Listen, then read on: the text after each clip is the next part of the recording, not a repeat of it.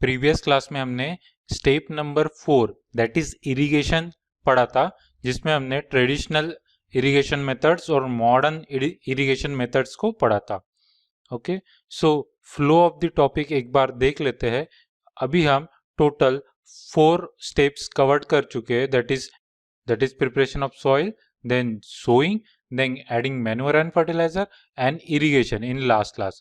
आज का जो स्टेप है या जो टॉपिक ऑफ डिस्कशन है ये protection from weed called as weedicides है। सो ये स्टेप क्या है, ये वीड्स क्या होती है, ये वीडीसाइड्स और वीड्स और ये किस प्रकार हम इसे प्रोटेक्ट करते हैं, आज हम इसे पढ़ेंगे। सो let us move ahead. Hello students, मैं राज किरंगाले, आपका maths and science coach from student first learning centre Hinganghat. Lecture को स्टार्ट करने से पहले वीडियो को प्लीज़ 480 पिक्सल यूट्यूब क्वालिटी में सेट कर ले और डिस्क्रिप्शन में दिए नोट्स को डाउनलोड कर ले।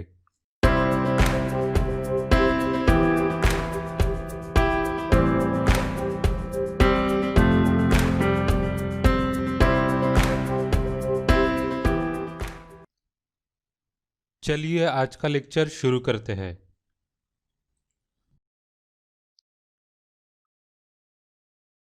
Step number 5, protection from weeds.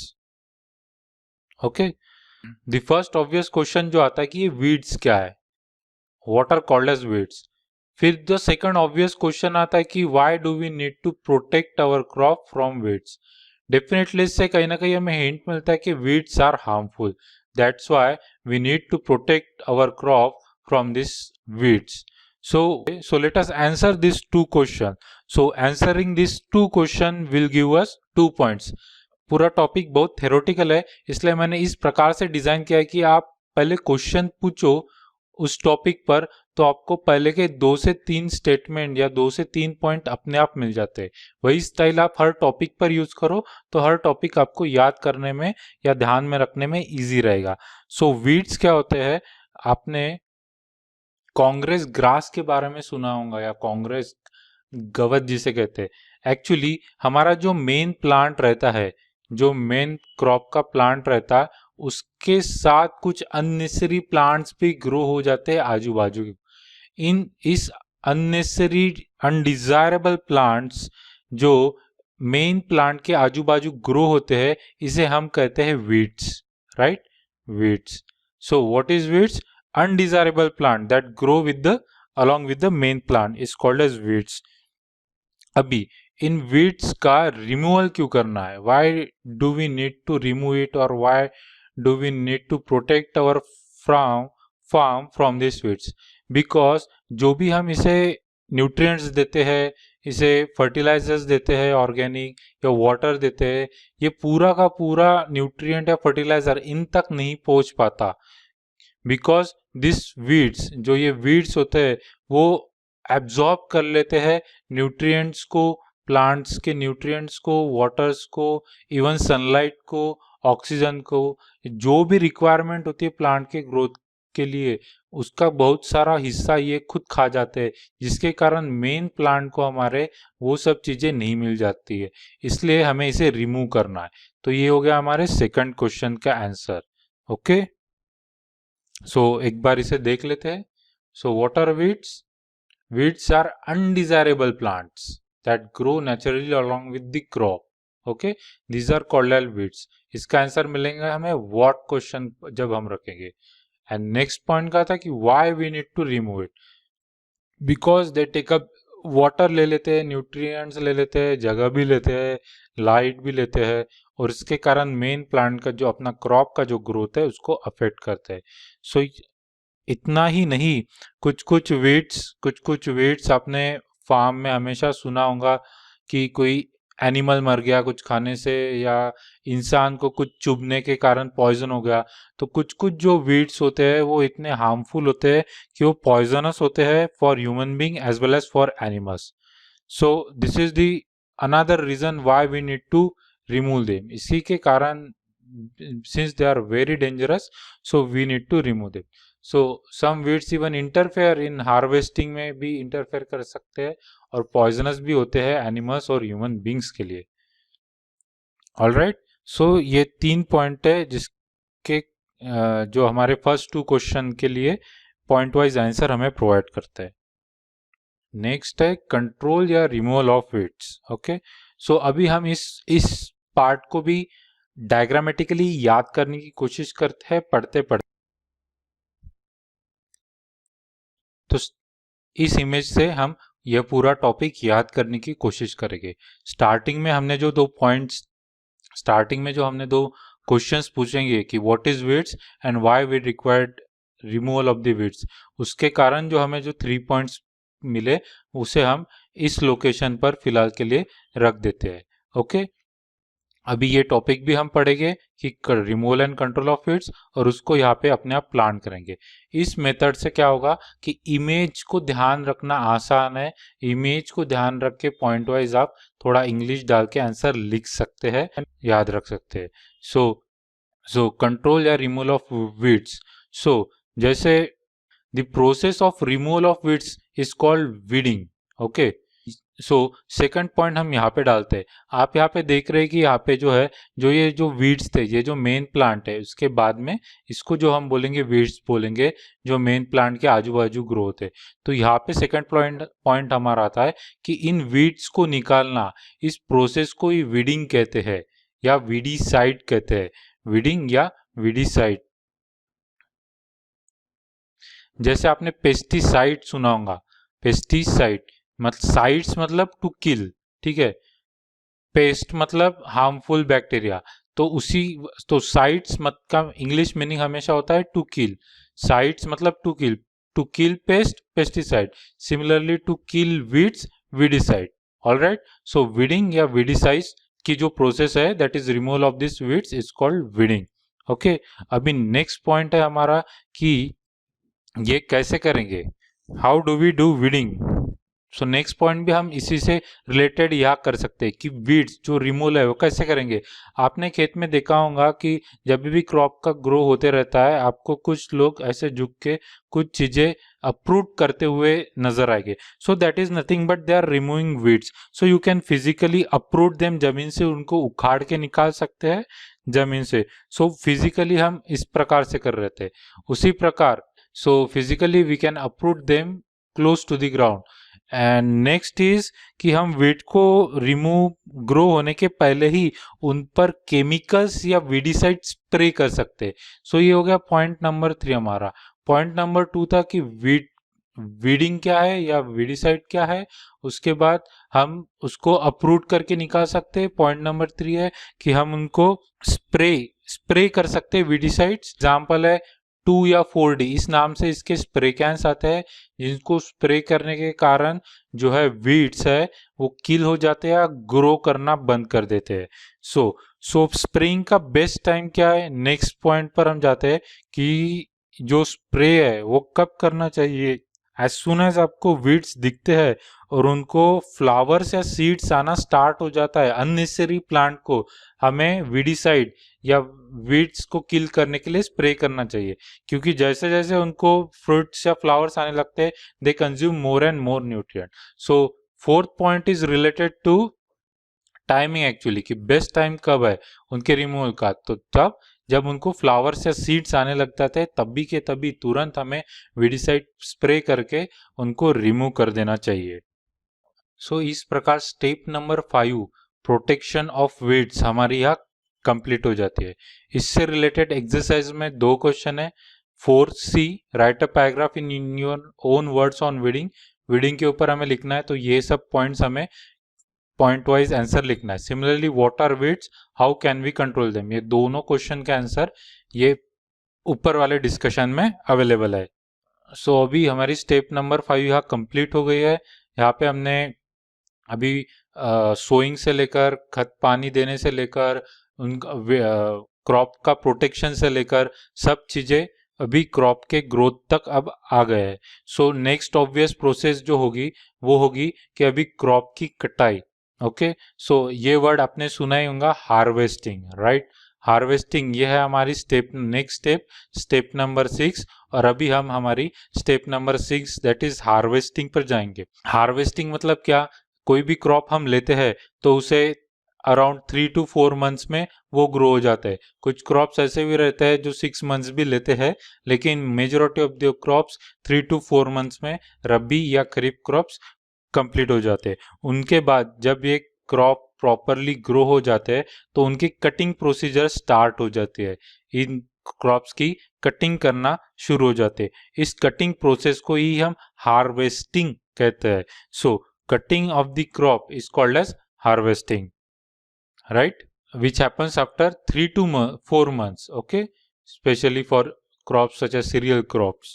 So ये जो कटाई होती है उसके लिए हम मैन्युअली भी कर सकते हैं। आपने बहुत सारे फार्म में देखा होगा, लोग एक इंस्ट्रूमेंट लेके इसकी कटाई करते हुए दिखते हैं, ओके। सो इस इंस्ट्रूमेंट को हम हमारे इंग्लिश में कहेंगे सिकल, इसको सिकल कहते हैं, ओके। तो हम इसको देख लेते हैं एक बार ये क्या होता है, okay. Crops are pulled out close to the ground, okay, और इसके लिए हम मैन्युअली करते हैं यूजिंग सिकल, और अगर मशीन यूज करना है तो हम हार्वेस्टर यूज कर सकते हैं, जो एक ट्रैक्टर के साथ एक अटैचमेंट होता है। तो सिकल कुछ इस प्रकार दिखता है, ओके।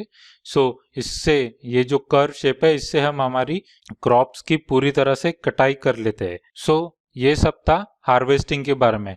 अब आप यहाँ पे देख रहे हैं कि ये वीट गेहूं है।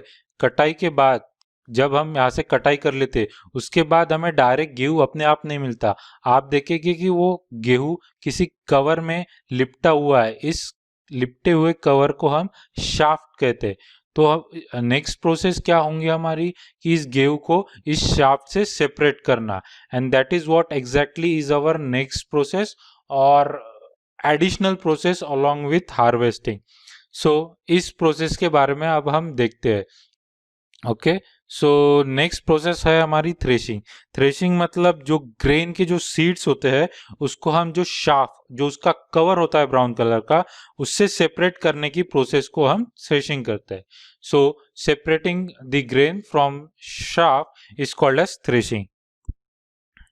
सो इसके लिए हम मशीन का यूज करते हैं। अगर हमें मशीन के लेवल पर करना है तो उसे हम थ्रेशर कहते हैं। सो उस मशीन को हम थ्रेशर कहते हैं। एक्चुअली आजकल थ्रेशर और हार्वेस्टर मतलब कटाई और ग्रेन्स को शाफ्ट में से निकालना, ये दोनों कंबाइनली होते हैं, इसलिए आजकल इस मशीन का नाम है कंबाइन। ये हम इसे देख लेते हैं, ऑलराइट। सो ये है, ये साइड से अब अगर आप देखोगे तो क्रॉप्स की हो रही है कटाई। कटाई वाला पार्ट ऊपर फीड किया जाता है और इस पार्ट से जो यहाँ से फीड किया जाता है, और जो कवर पार्ट है, जो शाफ्ट है, वो यहाँ से कंप्लीटली रिमूव किया जाता है। सो दोनों प्रोसेस कंबाइंड होते हैं, इसलिए इस मशीन का नाम है कंबाइंड। इसमें क्या क्या हो रहा है, इसमें पार्ट नंबर 1 में हार्वेस्टिंग हो रहा है, ओके। यहाँ पे हार्वेस्टिंग हो रहा है और यहाँ पे हो रहा है थ्रेशिंग, ओके। सो कटाई और रिमूविंग द कवर, दोनों प्रोसेस एक साथ हो रही है, सो कंबाइंड। ऐसे में जो फार्मर्स छोटे होते हैं, जो इतनी बड़ी मशीन ले नहीं सकते, वो ये जो थ्रेशिंग का पार्ट है वो एक मेथड से सेपरेट करते हैं, इसको विनोइंग हम कहते हैं। ये आपने प्रीवियस क्लास में भी कहीं ना कहीं सुना होगा, फिर भी इसे हम एक बार देख लेते हैं। विनोइंग कुछ इस प्रकार दिखता है, ओके। जो ग्रेन और शाफ्ट होते हैं लाइटर, जो शाफ्ट होते हैं वो यहाँ पे लाइटर होते हैं, तो ग्रेन प्लस शाफ्ट को अल्टीट्यूड से छोड़ा जाता है। ग्रेन हेवियर होते हैं और एयर की डायरेक्शन देखी जाती है। कोई कोई आजकल तो पंखे भी लगाए जाते हैं। जो शाफ्ट होता है कवर, वो लाइटर होने के कारण ग्रेन में से एक कंप्लीटली यहाँ से थोड़ा एयर के कारण उड़ जाता है और थोड़े डिस्टेंस पर जाके गिरता है। वही ग्रेन जो होते हैं वो डेंस होते हैं और वो सीधे स्ट्रेट फॉरवर्डली यहाँ पे गिरते हैं। तो इस प्रकार ग्रेन और शाफ्ट हमें विनोइंग के प्रोसेस से सेपरेट हो जाते हैं। तो ये ट्रेडिशनल मेथड है जिससे थ्रेशिंग की जाती है, ऑलराइट। तो शुरू करने के पहले फ्लो ऑफ द टॉपिक देख लेते हैं। हमने स्टार्टिंग में प्रिपरेशन ऑफ सॉइल से जो टॉपिक स्टार्ट किया था, दैट इज स्टेप नंबर 1। उसके बाद हमने सोइंग देखा, फिर एडवर्स मैन्योर्स एंड फर्टिलाइजर्स को देखा, उसके बाद इरिगेशन देखा। लास्ट क्लास में हमने प्रोटेक्शन फ्रॉम द वीड्स को देखा, और हार्वेस्टिंग की मेथड देखी जिसमें हमने थ्रेशिंग क्या होती है, विनोइंग क्या होती है वो देखा। वीड्स में हमने वीडिसाइड्स क्या होते हैं, वीड्स कैसे होते हैं, कि फर्टिलाइजर्स के थ्रू उसे कैसे प्रोटेक्ट किया जाता है, इन सब चीज़ों के बारे में पढ़ा। आज हमारे इस टॉपिक का last part, that is last step है, जो कि स्टोरेज। बहुत छोटा टॉपिक है, इसके बाद ये चैप्टर एंड हो जाएगा। ऑलराइट, सो बढ़ते हैं आज के टॉपिक की ओर, that is storage, silos and granaries. All right. So definitely India is a largely populated country. हमारी जनसंख्या बहुत ज़्यादा है, इसलिए हमें जो भी फूड है वो ऑलरेडी प्रोड्यूस करके उसे स्टोर करना पड़ता है। अगर स्टोरेज गलत हुआ या इनअप्रोप्रिएट हुआ तो जो भी हमारा प्रोडक्शन है बहुत चांसेस है कि वो खराब हो जा सकते हैं। ओके, सो जैसे ही हम कटाई करते हैं क्रॉप की तो उसमें मॉइस्चर कंटेंट होता है, वो ड्राई नहीं होते। इसी कारण उसमें कीड़े पड़ने, इंसेक्ट्स लगने या चूहों के कारण खा जाने या माइक्रो ऑर्गेनिजम्स का अटैक होने के चांसेस बहुत ज़्यादा होता है, क्योंकि वो मॉइस्चर के कारण उनके लिए फेवरेबल कंडीशंस होती है। ओके, सो इसी कारण हमें वो मॉइस्चर को रिमूव करना होता है। सो फर्स्ट पॉइंट हमारा रहेगा कि जो मॉइस्चर के कारण insect, rats and micro organism के लिए ये एक फूड या अटैक इस पर होता है। तो मॉइस्चर रिमूव करने के लिए, जो मॉइस्चर है इसको रिमूव करने के लिए सबसे बेस्ट क्या है, उसे हमें सन ड्राइंग करना पड़ेगा। सो डेफिनेटली फ्रेश क्रॉप को स्टोर करने से पहले भी, जो हमारा जो टॉपिक है वो स्टोरेज पर है, लेकिन स्टोरेज के पहले हमें उसे ड्राइंग करना पड़ेगा। ट्रेडिशनल मेथड में हम इसे सन ड्राइंग भी कहते हैं, जो हम अपने घर में भी अक्सर किया करते हैं। ओके, सो दैट उसमें का मॉइस्चर निकल जाए और फिर इन चीज़ों से उसका अटैक होने के चांसेस कम हो जाए। सो जो नेक्स्ट पॉइंट रहेगा वो यही रहेगा कि stored without drawing they may get spoiled or attacked by the organisms. Hence, before storing them, we need to properly dry them. Okay, properly dry them. Okay, so उसके अलावा हम हमेशा देखते हैं घर में भी जब हम फूड स्टोर करते हैं तो उसमें नीम के ड्राइड लीव्स डालते हैं या कोई भी एंटीबैक्टीरियल या एंटी फंगल सप्लीमेंट्स उसमें ऐड करते ताकि वो ज़्यादा से ज़्यादा दिनों तक रखे। तो नेक्स्ट पॉइंट हमारा वही है कि हम ड्राइड नीम लीव्स या एंटीबैक्टीरियल, एंटी फंगल चीज़ें उसमें ऐड करें ताकि उसमें माइक्रो ऑर्गेनिजम्स के कारण जो अटैक होने वाला है उससे हम बच सके। ओके, तो उसके बाद हम उसे जूट बैग्स में या मेटालिक टीन्स में भी हम उसे स्टोर करते हैं। ऑलराइट, सो ये टोटल 5 पॉइंट्स है। अब इन 5 पॉइंट्स को याद रखने के लिए हम एक इमेज की सहायता लेंगे। Okay, we will take a help of an image and we will learn this 5 points. So let us see this. Okay, so these are the 5 points that we have just discussed. First point is because of the presence of moisture. If you remember this image, you can write this 5 point. पहला point था कि अगर हम moisture content ज़्यादा, इसके कारण insects, rats, micro organism के कारण अटैक्ट हो सकता है। उसके कारण हमें पहले क्या करना है, मॉइस्चर को रिमूव करना है। Even before storage it is very necessary कि हम मॉइस्चर को रिमूव करें। मॉइस्चर को रिमूव करने के लिए हम ड्राइंग मेथड यूज़ कर सकते हैं, जैसे कि इस फिगर में दिखा है सन ड्राइंग, जो हम अपने टेरेस पर या आंगन में हमेशा करते हैं।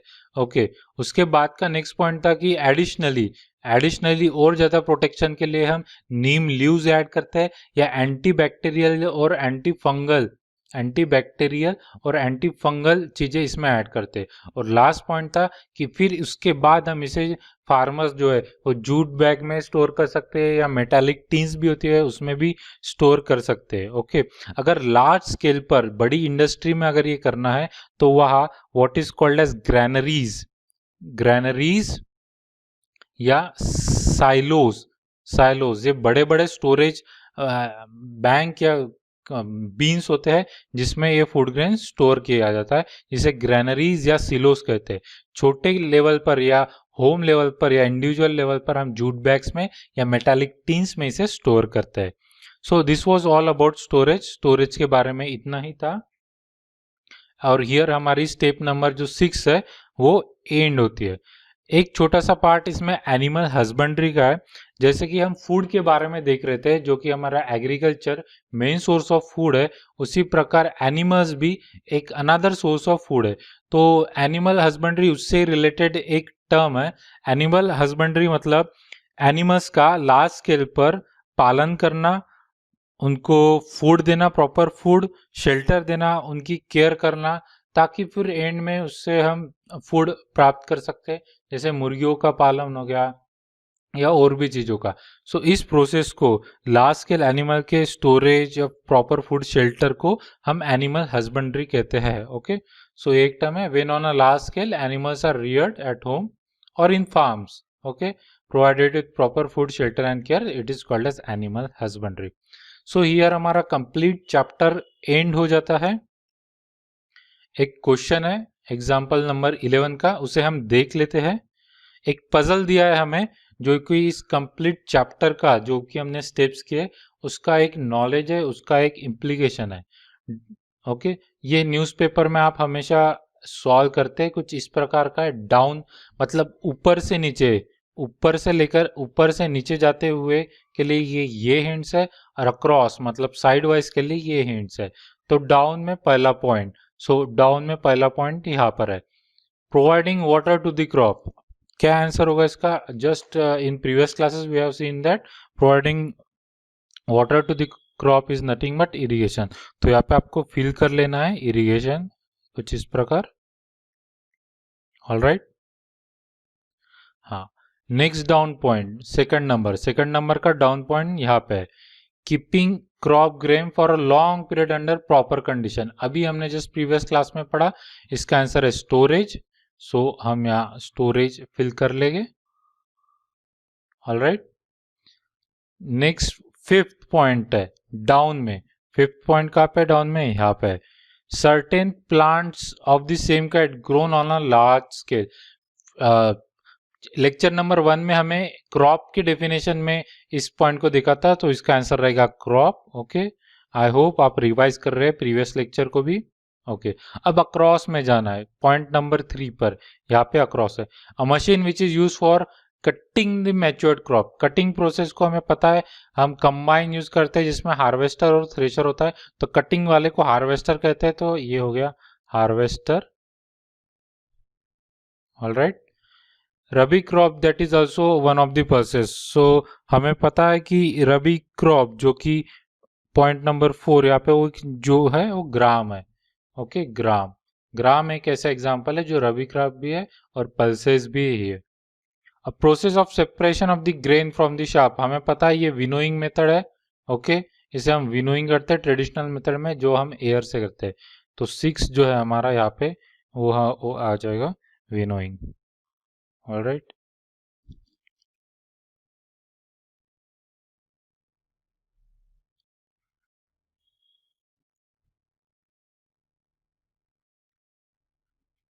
सो इस प्रकार let us get it revised first and then we will go to the conclusion of this topic. Okay, so last step in this topic is storage. All right, so let us bring back our image from which we have learned. The first point that we have learned, that storage is required.